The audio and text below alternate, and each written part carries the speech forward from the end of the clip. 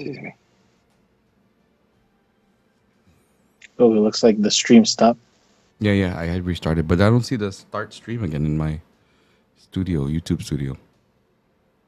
Refresh your There it YouTube is. It studio. says end stream. Okay, it's. I think we're on. I think we are on now. Can somebody verify that we're on? Okay, we're on. Okay, all right, guys, welcome to the show. Marianas Esports League will now have its own little podcast that we're going to be doing, and it won't be as as scheduled as we can because we're all like busy people trying to get things done.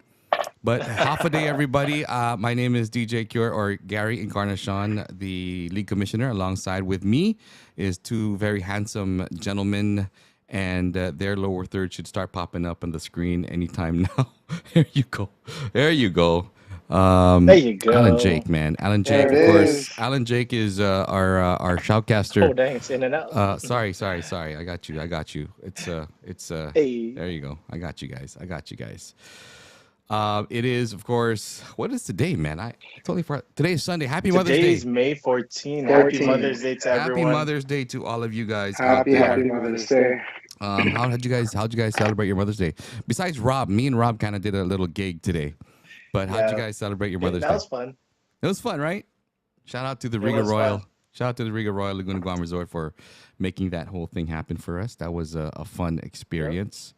Yep. So tonight, ladies and gentlemen, we do have several different things we'll talk about, and the growth of the esports now in Guam, alongside not just MLBB but Valorant, Dota 2, and so many more games that is just on the horizon.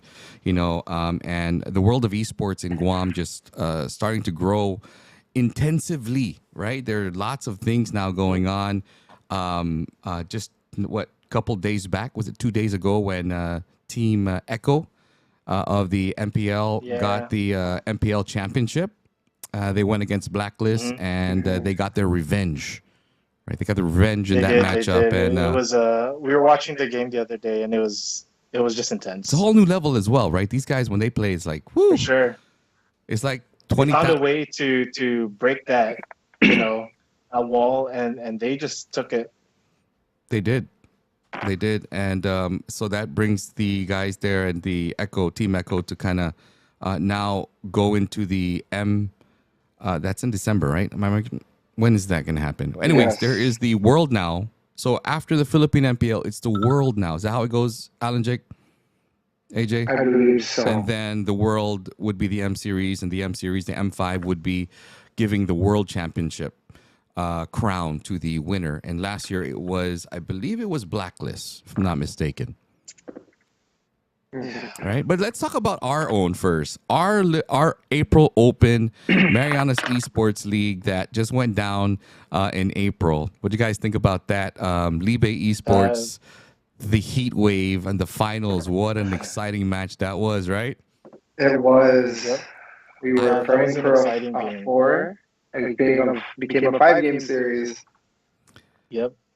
And I was expecting other teams actually to make it onto the finals, but we were surprised because the teams weren't playing the way they did at the end, and we just saw a different team. Libe took the first place, and we just saw a different Libe from the first, from the scrims. Maybe it was a strategy thing. You think so? It was. I think it was. What kind of strategy do you think Libe used? What kind of strategy? I think just a general element of surprise. They weren't expecting them to be as good as they were. Caught everyone off guard. Well, you got to do what you got to do. You can't really show your cards in the beginning of the season when the scrims happened. We kind of saw just everybody play very lax. It wasn't intense battles during the scrims, and then when it came game time, everybody brought their A game. And it showed what Libe did during the matchup in the final match. Well, you know what? Give big shout outs to everybody that joined, by the way, because that was fun especially for esports in Guam. That was fun, and it's something new. Being able to kind of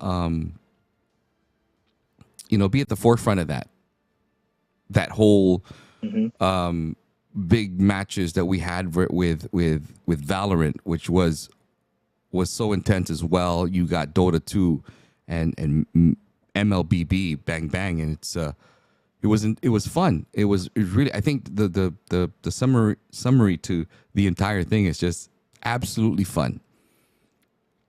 It was fun. Straight up, that's the best way to explain it. Right? But I think it's the best way to explain it. It was fun. It leaves you wanting more. I think fun was an understatement. You think so? I think it might be an understatement. There are so many emotions going through it. All the casters there, all those games. You know, like 4 months ago, this wasn't even in existence. We never even thought, like, we were dreaming as a group, as Marianas Esports League. And big shout out to the boys of Marianas Esports League as well, to Duke and Bojo, to Barry and Ken, who had a dream, right, Rob? And you as well, Rob. We had a dream. That dream was just to show esports in Guam and give that platform a chance to thrive. Some love. And so it did. Yeah. It's crazy. I mean, I remember we were just sitting around talking, and we were like saying it as a joke at first, and we kind of made it come true. So it's pretty cool. It was cool, and big shout out also to all the sponsors that made it happen, especially Docomo Pacific, who provided the internet. I mean, there's several of them that came in and supported Coast 360, who came in like in the last minute of the event and wanted to support gamers and esporters. You got Burger King, Puff Supply, right? I mean, these guys huge proponents of what the MESL for sure. April Open was about. So shout out to Puff Supply, shout out to Grab and Grub, Ben and Yans. There's so much. I don't have the list here. I think Rob has the list. You always have every list there. I actually do. Right? You're one to carry all that list. So we have just a great new thing happening here in Guam. And AJ, you can talk about maybe your experience as a shoutcaster. How did it go for you? You've never shoutcasted before, and we kind of threw you into the fire. Kind of here, do it. You kind of like just MLB. You were the guy that had MLBB within the group here. You just kind of loved it that much, and we just kind of threw you in the fire and here, go shoutcast. You know, and we had to pair it with me and Rob, who did not really know how to shoutcast ever. So we were kind of just, blindsided. We all learned together. Yeah, we all did, and I think that's what it is. But tell me more about your experience, Alan. I got a call one day, and Rob said, "Let's try this out." And then we tried it out. He didn't tell me what was going to be involved. At the end of the day, I was ill-informed, but it turned out the way it did, and it's been fun since.